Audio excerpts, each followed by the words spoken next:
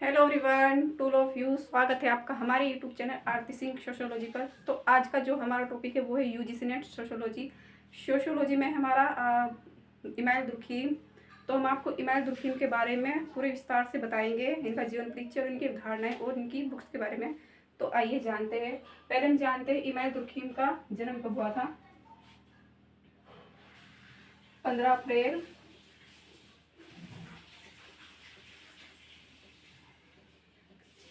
1858 में इनका जन्म हुआ था। और कहाँ पे हुआ था? एपिनर कस्बे में हुआ था। और इन्होंने पढ़ाई भी एपिनल कस्बे में ही की, स्कूल शिक्षा भी एपिनल कस्बे में की थी। और ये 1800 नहीं चल रहा है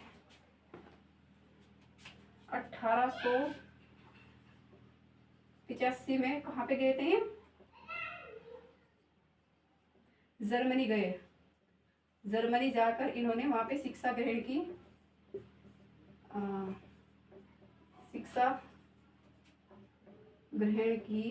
और वहाँ पे जाके इन्होंने क्या किया? अर्थशास्त्र,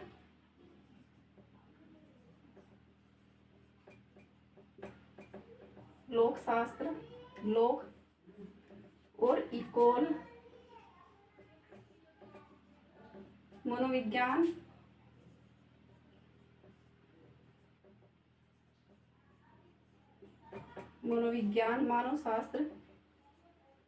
मानवशास्त्र का वहाँ पे इन्होंने विस्तार से अध्ययन किया। वहाँ पे इन्होंने अध्ययन किया इन सब्जेक्ट का, जर्मनी में जाकर इन्होंने 1885। तो फिर इन्होंने ये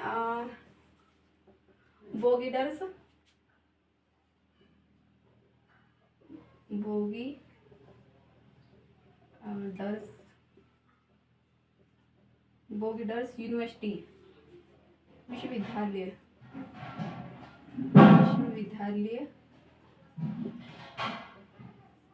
में इन्होंने पढ़ाया और पेरिस विश्वविद्यालय में पढ़ाया। पेरिस विश्वविद्यालय में इन्होंने शिक्षा दी। और वहाँ के ये पहले प्रोफेसर बने।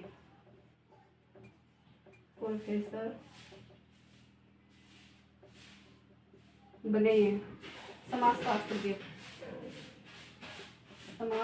के। और फिर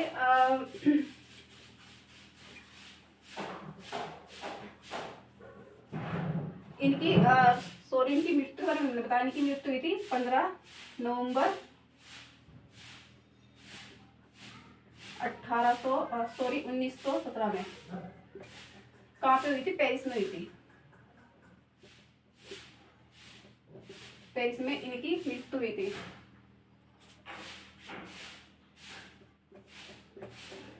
और अब हम जानते हैं इनकी अवधारणाओं के बारे में। इन्होंने क्या क्या अवधारणाएं दी। तो फर्स्ट जानते हैं इनका labour in society, the decision. अभी ये भी ठप हो गया। The division labour in society.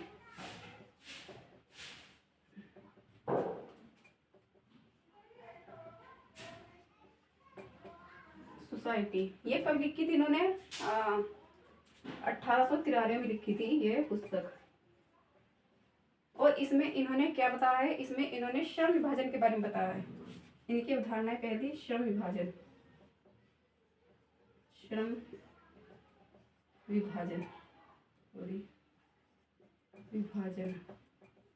और श्रम विभाजन को इन्होंने कितने भागों में बांटा है?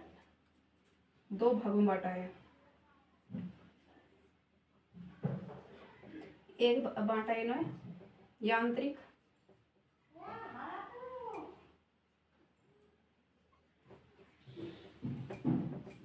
यांत्रिक एकता एकता और दूसरा बांटा है इन्होंने सावयवी एकता सावयवी एकता। तो इसमें इन्होंने क्या बताया, यांत्रिक एकता में इन्होंने बताया है कि जो व्यक्ति होता है, मतलब जो व्यक्ति होते हैं जो समाज में क्या करते हुए एक समूह की तरह वे मिलजुल कर कार्य करते हैं, मतलब काम करते हैं, जिसमें यांत्रिक मतलब मशीनों द्वारा, मतलब एक समूह बनाकर अगर हम किसी कंपनी, जैसे कंपनी होती है कंपनीज, या तो कंपनी में क्या होता है, एक समूह होता है, कंपनी में एक व्यक्तियों का समूह होता है, तो पूरा समूह मिलकर उसमें क्या करता है, उस कंपनी को पूरी को संभालता है। उसमें जो मशीनें होती है, अगर किसी एक व्यक्ति को किसी को मशीन का काम दिया कि तुमको मशीन चलानी है, तो व्यक्ति क्या करेगा, वो मशीन को चलाएगा, फिर उसको दिया जाएगा कि तुमको ये इस मशीन में ये माल उठा उठा के तुम्हें इसको उसमें डालना है, और उसका उसमें क्या बनता है, जैसे अगर हम जाने कि एक कंपनी है, वो है पन्नी से उसमें क्या बनता है, दाना बनता है। तो पन्नी को उसमें क्या करता है, एक जो व्यक्ति होता है जो उसको पहले उसकी धुलाई की जाती है, मतलब कि कंपनी में अगर कोई पन्नी वाली कंपनी में दाना निकालने वाली कंपनी होगी तो उसकी धुलाई करके उसमें फिर उसको सुखाया जाता है। तो ये एक व्यक्ति उसकी धुलाई करेगा, दूसरा व्यक्ति उसको उठा के उसको सुखाएगा, फिर तीसरा व्यक्ति उसको क्या करेगा, उसको जो मशीन के पास में जो वर्कर काम करता है तो उसको उसके पास लेके जाएगा, वो उसको उस मशीन में डालेगा, उस मशीन से उसका क्या निकलेगा, दाना बनकर निकलेगा। तो इसमें एक समूह होता है, तो पूरा समूह मिलकर इसमें कार्य करता है, सभी का काम एक जैसा होता है, तो उसको हम यांत्रिक एकता कहेंगे। फिर सावयवी एकता, इमैनुएल दुर्खीम ने किसको बताया है, सावयवी एकता उसको कहा है जो जैविक, इसको जैविक एकता भी कहा है।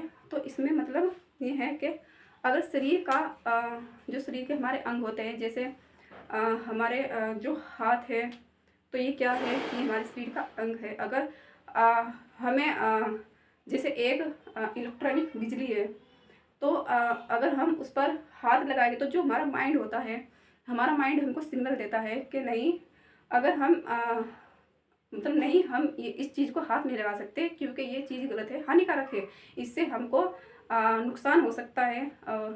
तो उससे मतलब जो बड़ा होता है उसको तो समझ होती है, लेकिन जो छोटा बच्चा होता है उसको इतनी बुद्धि नहीं होती, तो उसको जैविक एकता कहा है इमैनुएल दुर्खीम ने। और जैसे हम किसी गर्म पानी को टच करेंगे, मतलब जैसे गर्म अगर बर्तन होगा, भिगोना होगा, तो हम उस पर टच करेंगे तो हम जल्दी से जो हमारे हाथों की कोशिका है वो एकदम हटाती है, वो क्या होगा, उससे हमारी जो हमारा माइंड होता है हमको एकदम सिग्नल देता है कि नहीं, और एकदम हटाती है, एकदम ऐसे करके ऐसे। तो उससे हमें क्या होता है कि हमें ये पता चलता है कि जो हम अपने माइंड से जो भी सोचते हैं अपने, तो हम अपने माइंड से सोचकर अपने बॉडी के अंगों का हम यूज़ करते हैं, और इसको ही इमैनुएल दुर्खीम ने क्या बताया है, सावयवी एकता बताया है। तो फिर हम जानते हैं इमैनुएल दुर्खीम की दूसरी अवधारणाएं। दूसरी अवधारणाएं हैं आत्महत्या।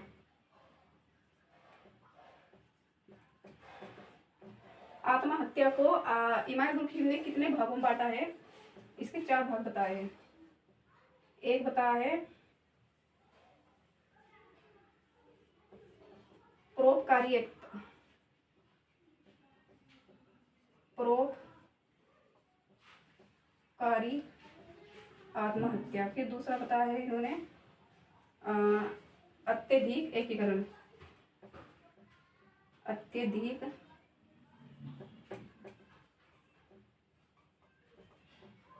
एकीकरण।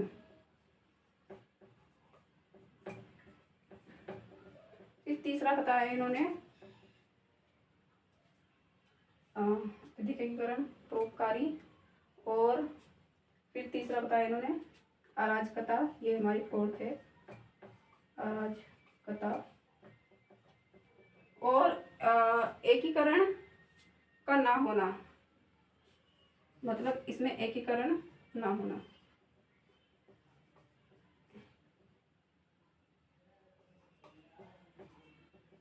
इमैनुअल दुर्खिम ने 4 भागों में बांटा है सुसाइड को, मतलब आत्महत्या को। तो एकीकरण में क्या कहा है कि जब व्यक्ति, इमैनुअल दुर्खिम ने आत्महत्या को व्यक्ति की देन कहा है, मतलब जो व्यक्ति होता है वो खुद सुसाइड नहीं करता है, मतलब वो समाज के हित में आकर ही, समाज के परेशानी से और डिप्रेशन से आकर ही, समाज की जो बातें हैं वो सुनकर ही व्यक्ति क्या करता है, आत्महत्या का डिसीजन लेता है। तो आत्महत्या 4 कारणों से हो सकती है। जैसे अगर किसी व्यक्ति के साथ में एकता नहीं होगी, एकीकरण नहीं होगा, तो व्यक्ति क्या करेगा, खुद को अकेला महसूस करेगा, उसका जो मन होगा वो मन मुटाव होगा, उससे उसका किसी से बात करने का मन नहीं होगा, क्योंकि जो सामने वाला व्यक्ति होता है उसको नीचा फील कराता है, डीमोटिवेट करता है। तो इससे क्या होता है, व्यक्ति होता है जो वो आत्महत्या की ओर जाता है। तो फिर दूसरा है परोपकारी आत्महत्या।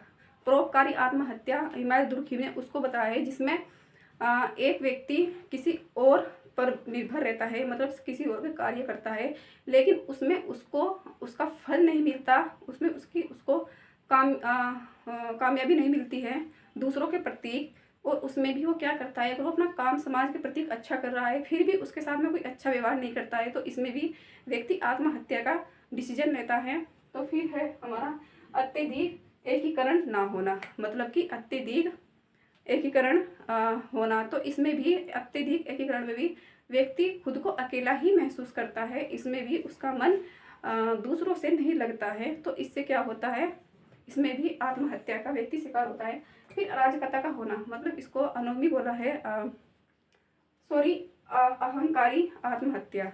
फर्स्ट हमारा अहंकारी आत्महत्या। अहंकारी आत्महत्या उसको बताया है इमैनुअल दुर्खिम ने, जिसमें व्यक्ति अपने ईगो में रहता है और समाज से वो मतलब कि कुछ व्यक्ति ऐसे होते हैं जो सामने वालों को अपना अहंकार दिखाते हैं और दूसरों के प्रति वो क्या करते हैं, घृणा दिखाते हैं, कि सामने वाले को वो अच्छा फील नहीं कराते हैं, सामने वाले को वह नीचा फील कराते हैं, सामने वाले को वह डीमोटिवेट कराते हैं और उसको वह मोटिवेट नहीं कराते हैं, नहीं समझते हैं, और इससे व्यक्ति आत्महत्या का शिकार होता है। अराजकता में इसमें अहंकारी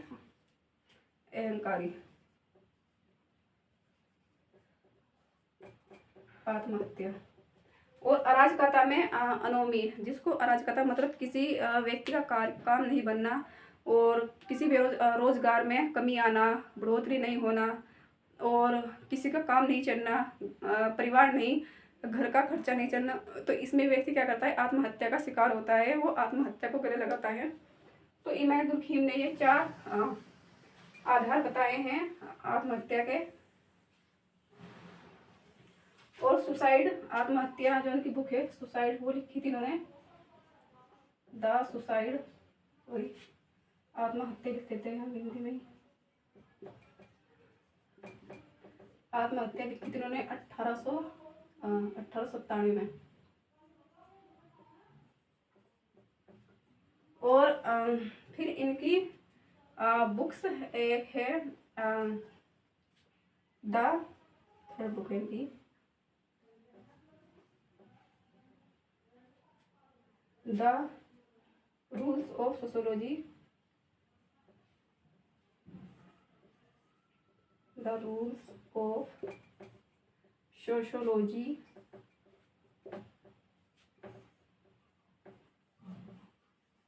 मेथड।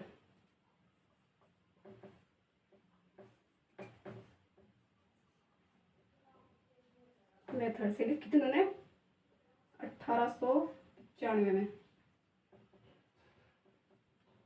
और फिर इनकी 4th बुक है द एलिमेंट्रीज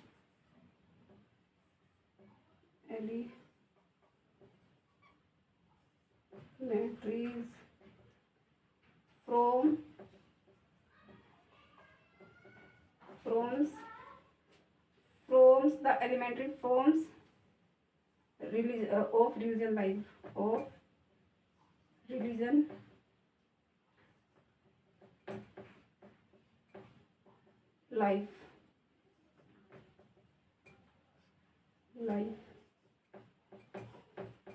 ये लिखी थी उन्होंने 1912 में।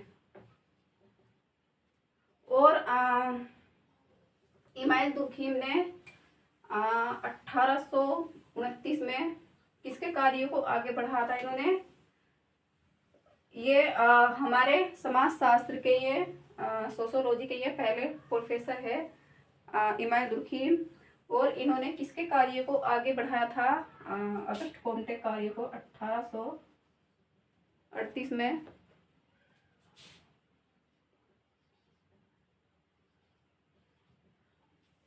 दोनों ही मार्क्स ठप हो गए। 1838 में इन्होंने अगस्ट कोम्टे के कार्य को आगे बढ़ाया था, और इन्होंने और जो हर्बर्ट स्पेंसर है उन्होंने सामाजिक तथ्य को एक सरल से जटिल बताया है, और इमाइल दुर्खीम ने कहा है कि जो समाज है वो व्यक्तियों से ऊपर है, बट हर्बर्ट स्पेंसर ने बताया है कि जो समाज व्यक्ति है वो समाज से ऊपर है। तो मतलब इन्होंने दो भिन्न भिन्न शब्द का उपयोग किया है। इमाइल दुर्खीम ने समाज को व्यक्ति से ऊपर बताया है, और हर्बर्ट स्पेंसर ने व्यक्ति को समाज से ऊपर बताया है। और इन्होंने अपने सामाजिक तथ्य में 4 आधार बताए हैं। सामाजिक तथ्य जो एक तो भारी मतलब जो कानून, रीति रिवाज, संस्कृति, परंपराएं, ये हमारे बाहर होते हैं, ये फैक्ट्स, बट हमें इनके अकॉर्डिंग समाज के प्रति चलना पड़ता है, और नियम के अकॉर्डिंग। और जो आंतरिक होते हैं, आंतरिक का उन्होंने बताया है कि जो विचार हमारे माइंड में उत्पन्न होते हैं, हमारे माइंड में चलते हैं, उससे क्या होता है, उससे उसको भी उन्होंने फैक्ट्स बताया है। जो विचार हमारे माइंड में प्रकट होते हैं और हम उन विचारों पर काम करते हैं, तो वे क्या हो गए? हमारे आंतरिक फैक्ट्स हो गए। फिर उन्होंने सार्वभौमिकता को बताया है। सार्वभौमिकता का मतलब होगा जो पूरी पृथ्वी है, पूरे विश्व है, उसके बारे में उन्होंने बताया है कि पूरे विश्व में क्या ऐसी चीज़ें हैं जो मतलब व्यक्ति सोच सकता है, विचार कर सकता है और उन पर कार्य कर सकता है पूरे विश्व पर। फिर उन्होंने वास्तविकता को भी बताया है, वस्तुनिष्ठता को बताया है। वस्तुनिष्ठता को भी उन्होंने आत्महत्या के बारे में रखा है कि व्यक्ति जो आत्महत्या होती है वो समाज की परिस्थिति के कारण होती है। व्यक्ति परिस्थिति के कारण ही आत्महत्या करते हैं। और सन विभाजन में इमाइल दुर्खीम ने बताया है कि उन्होंने दमनकारी कानून बताया है।